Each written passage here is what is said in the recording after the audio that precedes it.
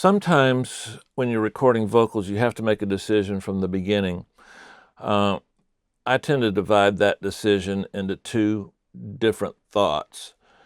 Some of the great vocal producers do it differently than each other. So I wouldn't consider myself a great vocal producer. I think I'm pretty good. I'm real good at getting performance and emotion out of people.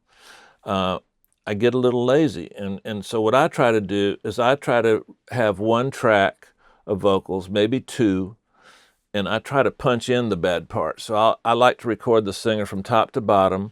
We might practice it a couple of times. I prefer to practice it on a different day, but if we're doing it that day, I want to make sure that I'm capturing that person at just the right peak of their excitement, and that tends to be take one, take two, take three, or take a break and come back, and that one you get. So you record you record two or three passes, and you try to keep the flow going, the momentum going, and you pick the best one, and then you take a little break, let the singer regroup a minute, not too long because their voice will change, and then you find the parts you don't like, and you punch into those parts. Now, another way to do it, which is probably used more often than that way, is you might record anywhere from 4 tracks, just one right after the other of the lead singer, and then you might record 20 or 30 tracks. Now, some guys will record verses, so they'll do verse 1, verse 1, verse 1, verse 1, verse 2, verse 2, verse 2, verse 2, like on and on and on.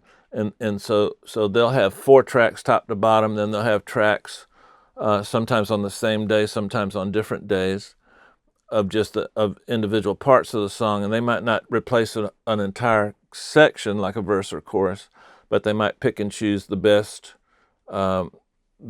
word here. Or maybe the producer feels like the energy should go up in a spot in the song, but the singer didn't do it. Well, you'll go hunt for a spot where their energy goes up, and you'll construct one track. Pro Tools is real good at that. Logic's great at it. There's a lot of ways to do it, and I think the best way to start is to get your own technique, because I've tried everybody's techniques, and the one I like is my own, but it's based on picking and choosing, cherry picking the best of the way different producers work. So comping is very useful, and here again, I say this a lot, but I want you to remember that comping is also done on guitar parts. It can also be done on drum parts. Yeah, drum parts. You can replace some sections in a drum performance, particularly a live performance. I guess it's possible to have a drum machine that's like getting lazy and playing out of time. Never thought about that. But if you get one, you can comp him and put the parts in. I'm pretty sure an SP1200 does that. I'm pretty sure sometimes it plays out of time on purpose.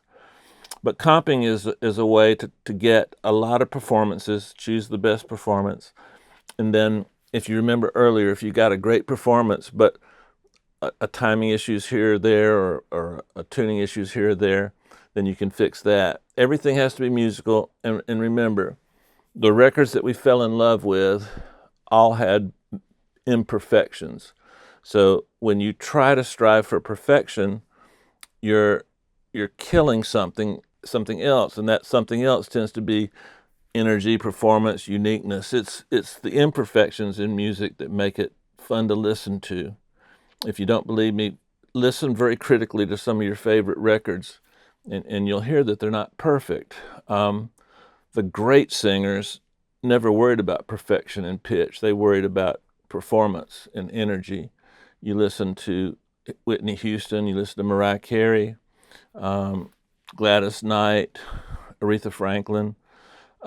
Those kind of singers just sang. They didn't try to hit notes, they just sang. And I think that's something to be aware of. And if something gets a little out, we've got the tools to fix it now.